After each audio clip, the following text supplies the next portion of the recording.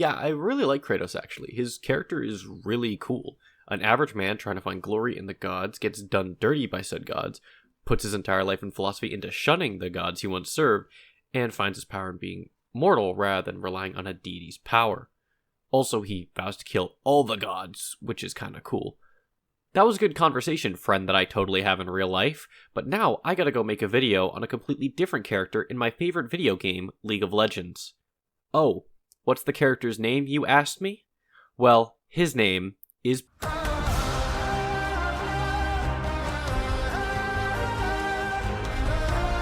Welcome to A Beginner's Beginner Guide, the series where I don't know what I'm talking about, but I'm a YouTuber, so you'll take all my word as gospel. Today, we're talking about one of the canonically strongest beings in all of Runeterra, a man that has traveled entire countries in chump, a man who brawls with the gods, a man who loves to bake bread. This man's name is Atreus, but you may know him as Pantheon, the Unbreakable Spear. If you've seen my videos before, you should know how this goes by now. I'm going to talk about lore, so skip to here if you just want gameplay. Born into a tribe of Solari, Atreus was taught to battle since he could wield a blade. The boy wasn't remarkable in any regard, really, but his perseverance showed through everything he did. Fuck, his rival Pylus, another Solari trainee, beat the shit out of him every hour of every day.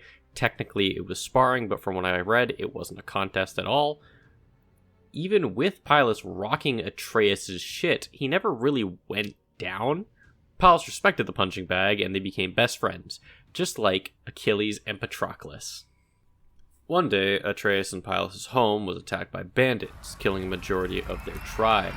They waited for the aspect of the sun to punish their transgressions, but after days, nothing happened. And with that, the two decided the gods weren't worth their salt and went climbing Mount Targon to gain the power of said gods themselves. If you don't know anything about Targon, the climb isn't easy. Most die before they meet the end of their first day, and as strong as the two were, Pylus couldn't withstand the elements. As he died in his friend's arms, Atreus cursed the gods, screaming for his friend's life.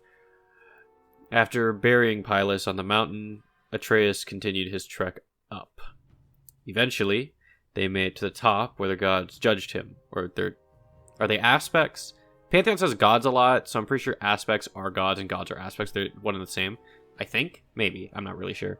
Anywho, Atreus failed the gods' tests, and the aspect of war took the man's body for a joyride. For weeks, the god went on a fucking tear, starting fights, finishing said fights very quickly, and hunting down the Darkin. Darkin are ascended that were corrupted by the void. Oh, and ascendeds are man-made gods chosen by the sun disk, given by the celestials. Oh, the celestials are... Wait, shit, I should probably talk about the void first, right? Okay. Listen, this isn't important, and I doubt you want to hear me talk about Runeterra more than I have to, so I'll bring it up a different time. Another video. Promise you. Okay, so the god of war, or the warrior, went out and started killing the Darkin. Eventually, he had a bout with Aatrox and lost. The warrior was stabbed straight through the chest and died so fucking hard that his constellation vanished from the sky. Just to put that in perspective, that's like if you killed Elizabeth II and the Union Jack stopped existing. So with the god gone, Atreus got his body back. Yay! But he has a sword through his chest. Boo. What does he do with possibly the last few moments of his life left? He looks into Aatrox's eyes and spits in his face. Damn. Aatrox, of course, is a petty bitch, so he leaves Atreus to bleed out at the base of Targon. Luckily, Pylus' wife Eula came to his aid and nursed him back to health in her home. During his recovery, Atreus' blood boiled. Over and over, he thought about how men were nothing more than pawns in the fight between Celestials and Void. As he had an existential crisis about this, he heard barbarians outside his home. As he went out to defend himself with the weapons of the warrior, he was met with his fellow man attempting to fight off Aatrox. Atreus went to help the barbarians, even though he was no shape to do so, and even Aatrox kind of laughed at him as he approached, like, what the fuck are you gonna do, bro? You got the chussy, I don't know what you want. Atreus was never one to back down, though, and, today was not an exception. He put his entire being into the fight. It was long and arduous, but Atreus got the upper hand, slashing into the Darkin's hand, severing the body from its host, sealing Aatrox away. The first god Atreus had ever slain, but it was far from the fucking last. Oh. Juicy. Oh my god. Not juicy, bro. She wins. She literally wins. Oh my god. What are you talking about, bro? You're crazy, Just you're have some crazy. confidence, bro. During the battle, the warrior's spear was lit with Atreus' power, and the aspect of war's constellation returned to the heavens. But now Atreus, or Pantheon, wielded its power. Technically he's a god, but don't tell him I said that, because he'll beat my ass. Now he fights with and for his fellow man, showing his followers how far the power of man can get you rather than the blessing of gods. Really cool story, but how does Pantheon play? That's really what matters, right? Is he truly just a soldier, or is he a top-tier god on the battlefield? Well, that's what I'm here for, so let's get into his abilities. Also, this is a predominantly support Pantheon guide. However, most of the information is still crucial if you want to play him in other roles. It's just that most of the things I'm talking about will be specifically for support Pantheon. Everything else will be mostly useful to you no matter what, but I thought I'd mention it. Mortal Will is Pantheon's passive. Mortal Will gives Pantheon a third bar, and a bar slot is filled up with every auto attack or basic ability you cast. When all 5 slots are filled, Pantheon's basic abilities are altered slightly. I will go over the altered abilities after their unaltered counterparts. That being said, let's move on to his Q. Comet Spear has 2 different effects. If you hold it down, Pantheon prepares to throw a spear, dealing a hefty chunk of damage. If you tap Q, he will instead thrust a spear in front of him in a cone. The thrust does the same amount of damage, but refunds 60% of the ability's cooldown. If you have Mortal Will up, then it does more damage. It's nothing spectacular, but it helps a lot. You can't always tell when you're watching, but it feels good when you're playing. And the cherry on top of this ability is that it deals even more damage if the enemy hit with it is below 20% of their maximum health. This is a definite plus, but you may steal a few kills here and there. It doesn't happen that often, though. Chaos. Bro, sorry. It's just how that... Does she have E cover?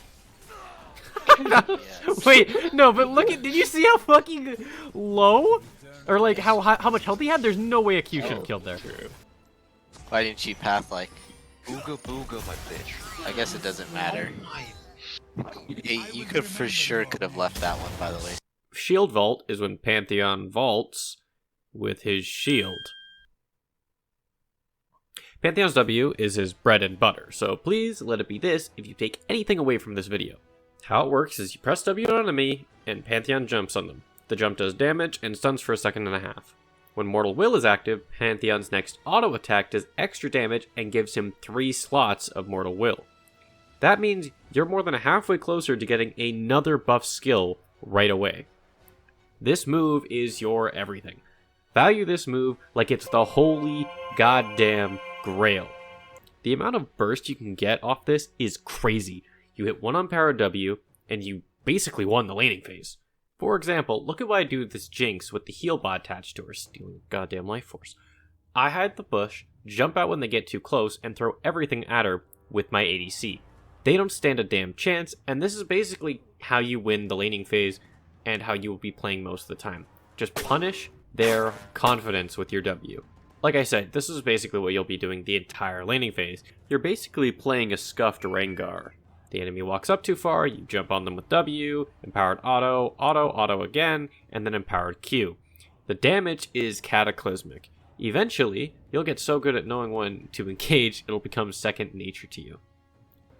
Okay, she's gonna come up for this. Yes, yep. What are you reading them like a book?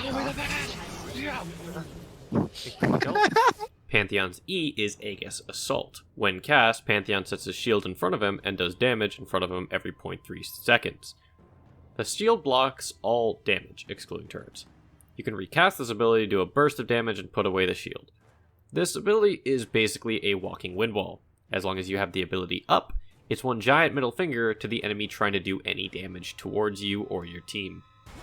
It did kill. Okay. Nope. I can't click! When empowered, the recast gives you a speed boost for a couple seconds. It's alright for chasing or running away, but generally you want to use your passive for other moves just because of how impactful they are. Use this move to block for your team or charge your passive. It's good in fights to negate Champ's burst, but you should always almost try to avoid using its empowered variation unless completely and utterly necessary. Pantheon's ultimate is Grand Starfall. Pantheon takes 2 seconds to channel his godly, manly energy, and then leaps into the air, crashing wherever you choose on the map. It's fantastic for evening up teamfights, but the channel time is a bit longer than I'd like. What's up, fellas?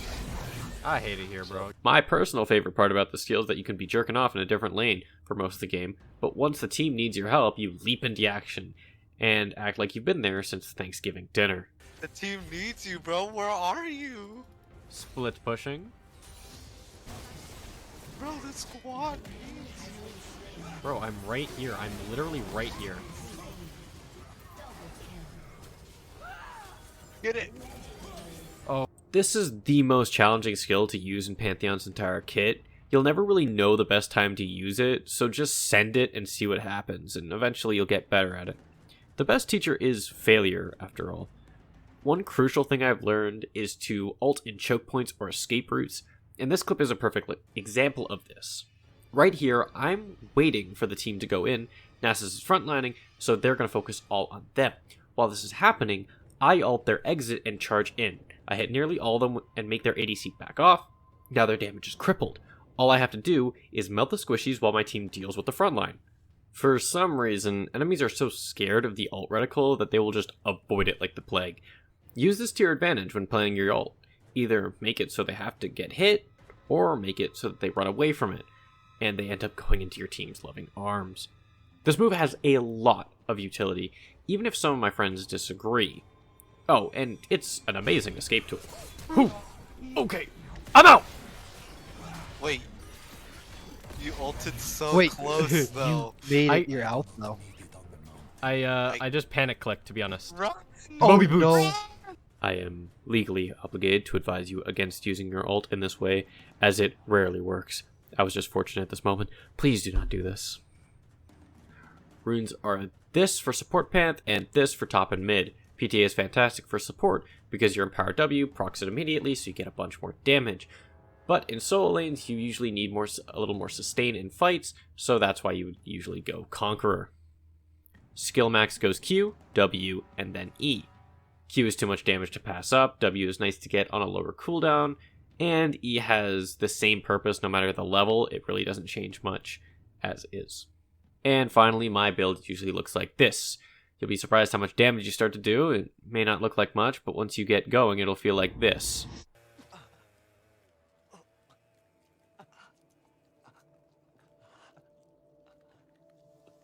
Now it's time for the Reddit section, also known as the section where good players give tips and tricks to my viewers while I steal the credit. Kotaku writes, as a beginner, I overlooked how OP the Empowered W really was and focused strictly on getting Empowered Q in a fight. Empowered Q does a heck of a lot more damage on its own for sure, but Empowered W has a 3-hit combo that brings your passive back up to 3, giving you the potential to also hit your Empowered Q. This is an important tip, not just for Pantheon, but for any character you want to play really. Damage is really good, but you should always look at your utility first. Sometimes the utility can lead to even more damage than thought possible at first, so damage isn't everything. Whoa, what are LeBlanc doing? Get her, stop her. Watch her at portal. Yeah, Jordan's here. Oh. I got her. Kikoman222 says, don't just jump in silly-nilly. You also need to make sure that you have your passive up and some sort of support, so you don't just die in a fight. Also make sure that your E is up when you take trades. This is really solid advice. As much as I like to go in with W whenever I see a smidgen of an enemy,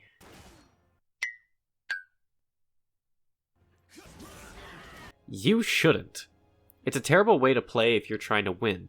Having E up for trades is super important too, because once you get all your damage done, you get to choose not to take any damage and back off.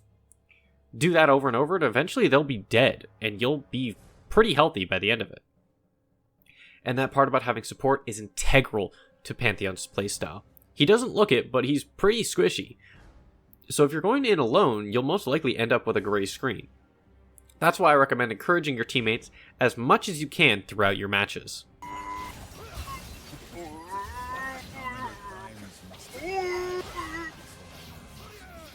Oh, no.